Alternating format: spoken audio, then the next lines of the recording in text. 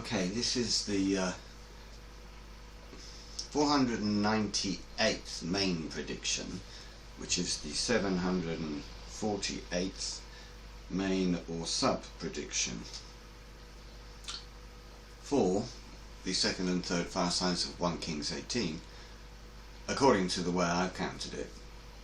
And I haven't counted sub predictions, so I don't think I did.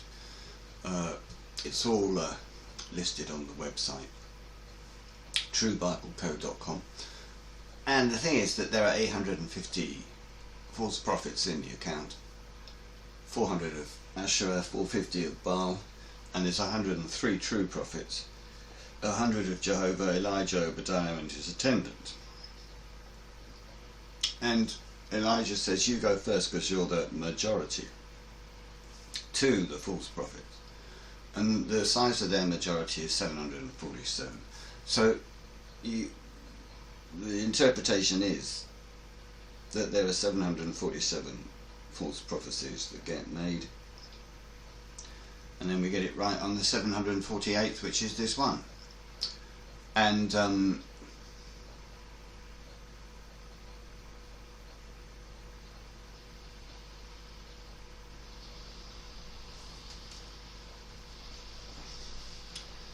we're predicting Tebeth 1 to 21 for the second fire sign, and Tebeth 20 to 22 to the third, for the third fire sign. Today is actually Tebeth 16, it's January the 1st, 10 o'clock GMT, and so actually it's got to be between the 16th and the 21st, the second fire sign, and the third fire sign between the 20th and the 27th.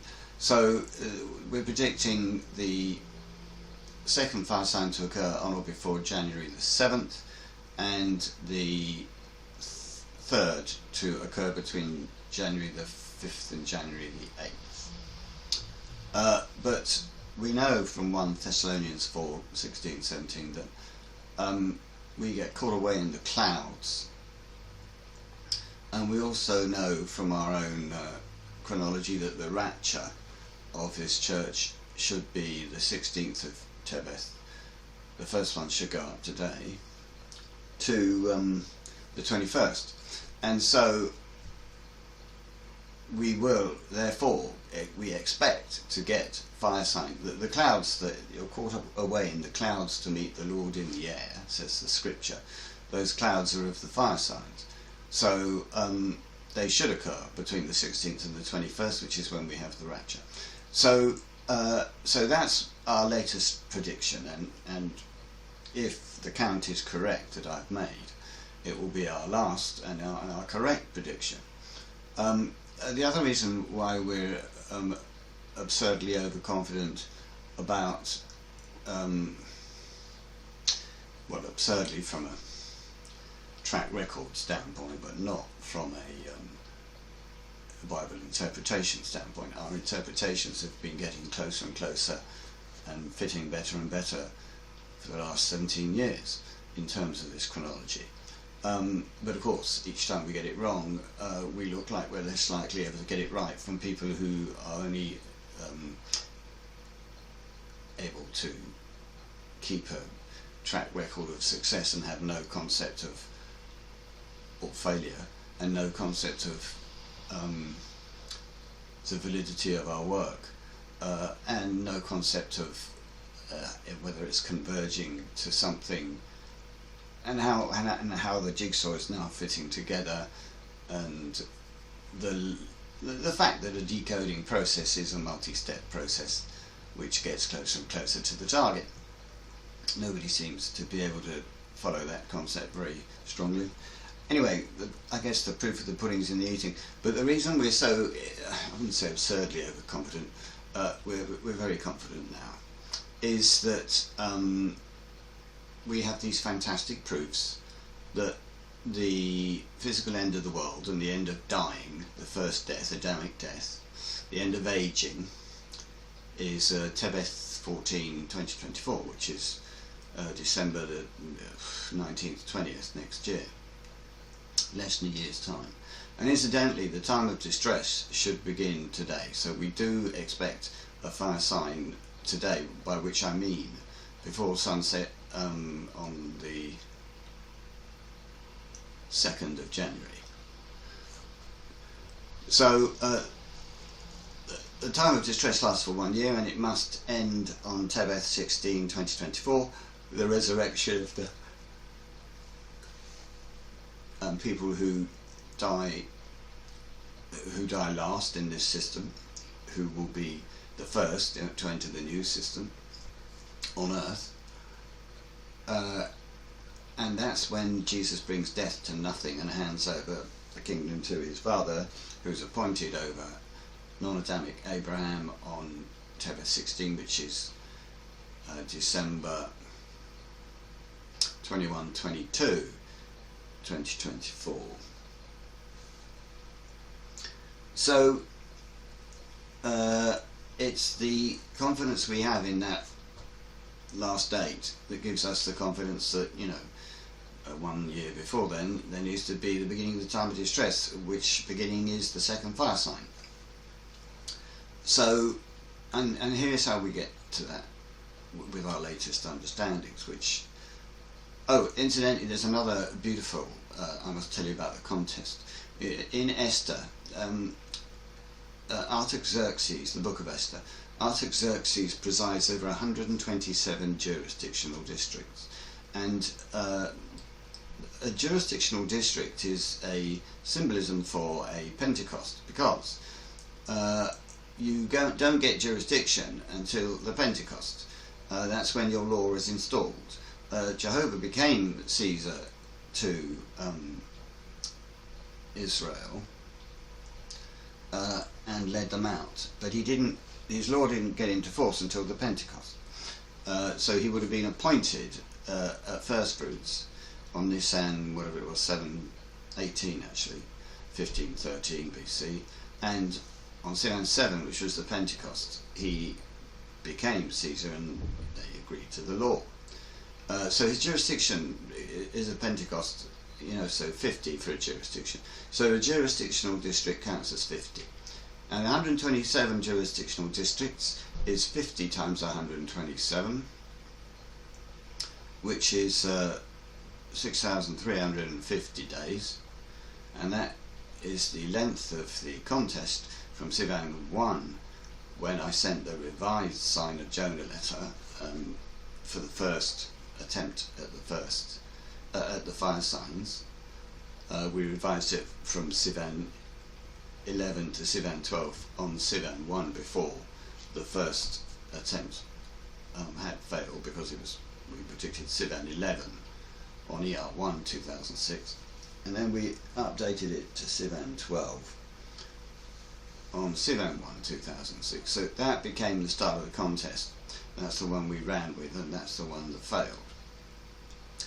So if you count 6,350 days, BLC days, from Sivan 1 2006, you end up on 2023 Tebeth 21, which is the end of the contest, where we have the third fire sign at the moment. So that's one reason we're rather confident in the present understanding. The prediction, the 748, but the other reasons have to do with the end date, which mankind has sought since goodness knows when. And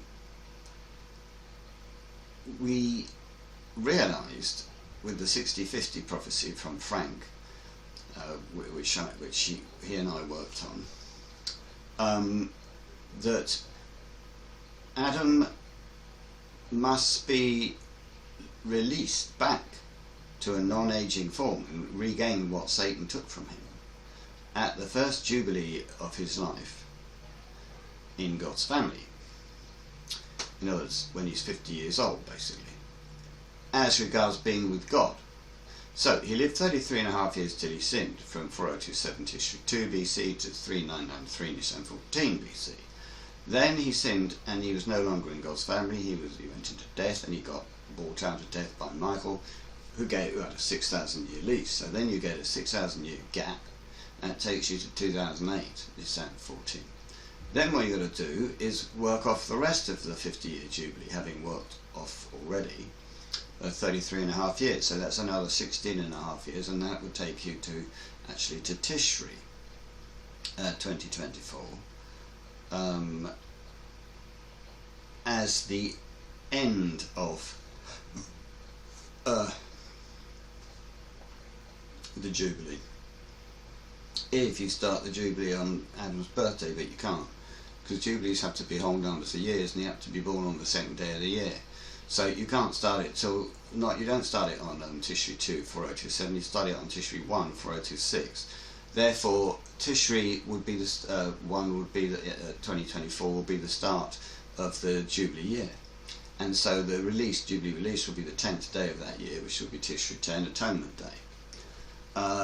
But that isn't when he gets released, because there's a calendar change due to the fact that Jesus becomes Caesar and raptures people. He's already started doing it, if our chronology is now correct, and that calendar change bumps it 2 months forward. So then you end up with the end of the 50th year of Adam being in God's family, beginning on Chislev 1 2024, and the Jubilee release is Chislev 10, and that is the last day of entrance into Zoar. It's not the last day of entrance into Kingdom Salvation, because there's the last chance saloon, which really is the late Jubilee release day for Adam. That would be Tebeth 10 2024, which is the 15th, 16th of December. So that was the first crack at it. We first of all went for Tishri, then we realised there's a calendar change. Then we realised no, it's also, you can go to the late one. So we've done all that, and we were quite impressed with that, although not 100% convinced, because maybe the calendar change is another month. But then we realised, or I realised from the 2-to-1 temple ratio prophecy, that it was a fantastic alternative, a second 2-to-1 temple ratio prophecy that absolutely nails it. And that was that Adam did live 33 and a half years in God's family. Then he sinned and went into Michael's family. But in Michael's family, he was actually bought. He had a head lease on him. Jesus got a head lease for 6,000 years, so he owned Adam's flesh. So Adam's flesh was Jesus's. So Adam's flesh was Jesus's flesh because he owned it, he possessed it. And so the temple curtain can be regarded as 6,000 years of Adam, during which he was owned by Jesus, because Jesus's flesh, he was Jesus's flesh because Jesus bought his flesh for 6,000 years. So what you've got is this new application of the 2-to-1 temple ratio prophecy is that the holy, the first compartment in the room in the sanctuary for the priests, but not for the priests, is twice the dimensions of the room for the high priest, the most holy. And we've got 33 and a half years of the holy. We then have a 6,000 year curtain, and then we have half of that, or 16 and 3/4 years of the most holy. So that takes you to 16 and 3/4 years after the end of Michael's lease, which ended on 2008, December 14. So that takes you to 2024, Tebeth 14, which is the end. That's the absolute end of mankind being in Adam. So mankind started leaving Adam for Abraham 2012, Sivan 14, which you work out from the 2-to-1 temple ratio prophecy, taking Jesus' flesh to be, when it first appeared, 2 Tishri, 2 Heshvan 21 BC, and saying that the time from Adam's birth to Jesus' birth is 4,025 years and a half, I think, or something. And then No, it isn't. It's 4,025 years and 49 days. Sorry. And then you say half of that is, 12 and a half years and 24 and a half days. And you add that to Jesus's birthday, and you end up on 2012, 7, 14. So the 2-to-1 temporal ratio prophecy gives you the start of our exit from Adam into Abraham, and then the new understanding we have of the one where you take the temple curtain to actually be Adam's flesh for 6,000 years, whilst it's owned by Jesus, and therefore it's Jesus' flesh by possession of actually owning it through a lease, rather than by possession of angelically possessing it. That one gives you the end date of when the last person who's going to make it into Abraham finishes that journey, or starts that journey actually. So, and that's 2024 Tebeth 14. We actually have a whole load more of these proofs. It really is astonishing what we've now got.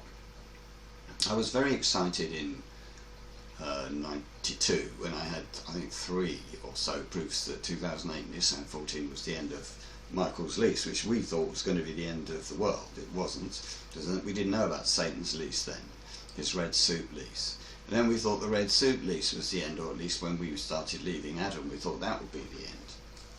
2012, the red suit lease ended 2012 Nissan 14 over Adam, and we thought that once we became Abrahamic on 2012 Sivan 14 to 16, that had to be the end of everything.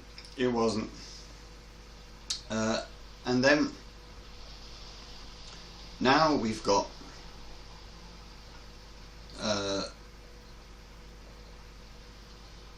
but nonetheless the 2008 date was a really significant date, the end of Michael's ARC lease. It was the end of the world of Michael, basically. And we had, 3 proofs, and I was really all independent, and I was really happy about that. But we've got, 7 or 8 or more, I think, of the 2024 Tebeth 14 proofs now, all independent of each other, mathematically and scripturally. So I think we've definitely got that one right. And what that means is the time of distress has to begin today, before sunset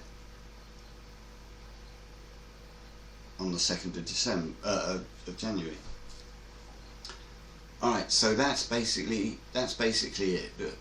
Have a look, if you want to see these proofs, at understanding 659 in truebiblecode.com, and I think the best one is point 80. It gives you the history of mankind's attempts to get the dates at the very end, from Archbishop Usher to Sir Isaac Newton, and from the Millerites to the Lord's Witnesses, with everybody who wasn't doing it for commercial reasons we could think of, and anyone who's helped advance the science, or rather advance the interpretational science, we've included in that section 80, point 80 of understanding 659. Thank you.